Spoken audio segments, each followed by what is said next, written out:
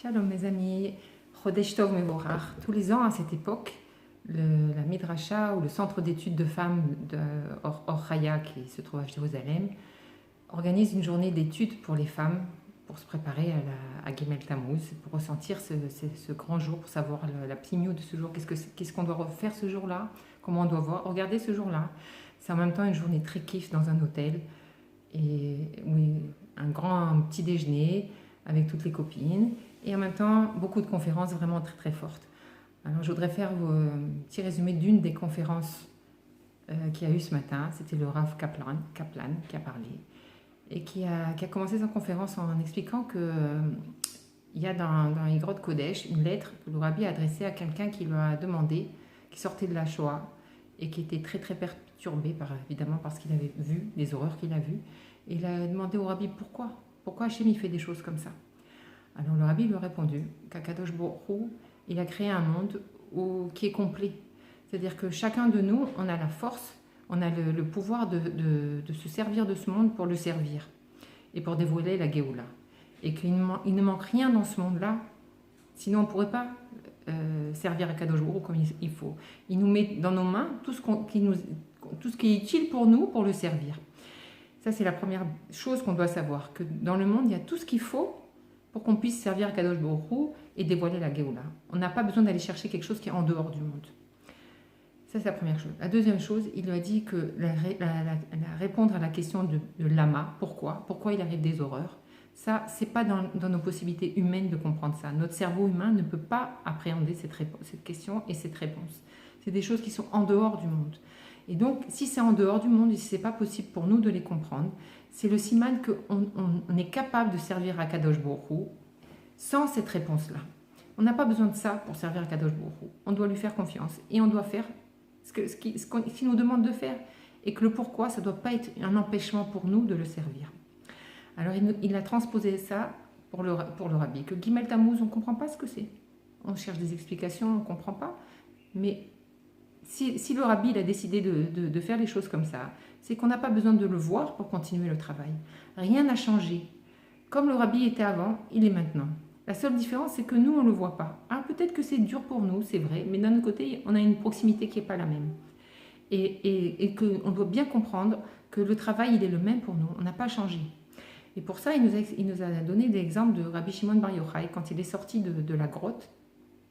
Alors, on dit qu'il a brûlé les gens qu'il voyait parce qu'il les voyait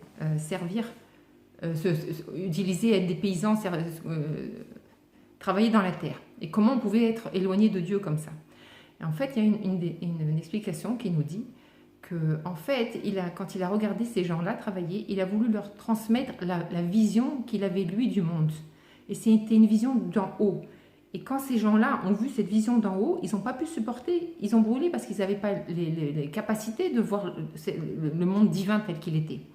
Alors Rabbi Shimon, il a compris que ce n'était pas comme ça qu'il fallait faire, on ne doit pas transmettre la vision à des gens simples, on doit leur donner les kélim, c'est-à-dire la capacité de pouvoir voir cette grande lumière. Et donc, il est rentré dans un an et il est ressorti avec le Zohar, le Pnimiut Torah.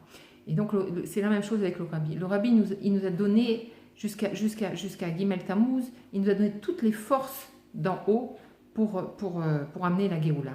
Mais l'étape d'après, c'est nous, on doit prendre ces forces-là et les dévoiler en nous. On ne peut pas nous forcer à comprendre les choses, on ne peut pas nous forcer à sentir les choses. La seule chose que nous, on doit faire, c'est nos forces intérieures.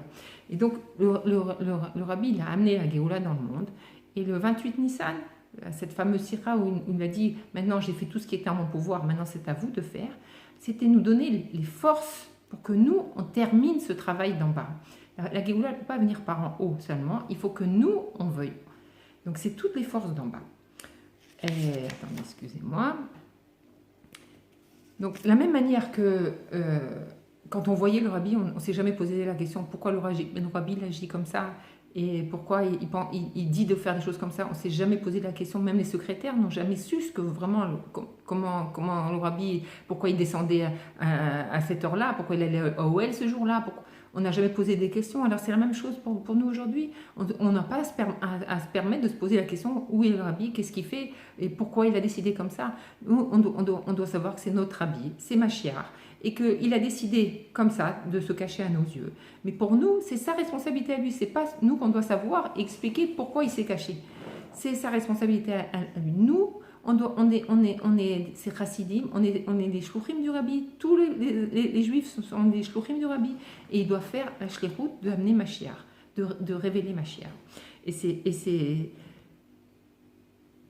ce qu'il nous reste à faire. Et d'ailleurs, la fameuse sikha que le Rabbi a prononcée au Kinus HaShluchim en Nun Aleph, quand il a dit que la dernière mission qui était à faire, c'était de l'ékabel Mashiach, de recevoir Mashiach, et que c'est ça le travail qui nous est demandé.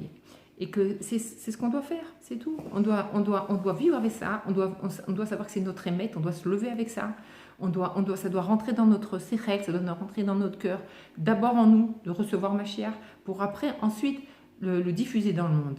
Et que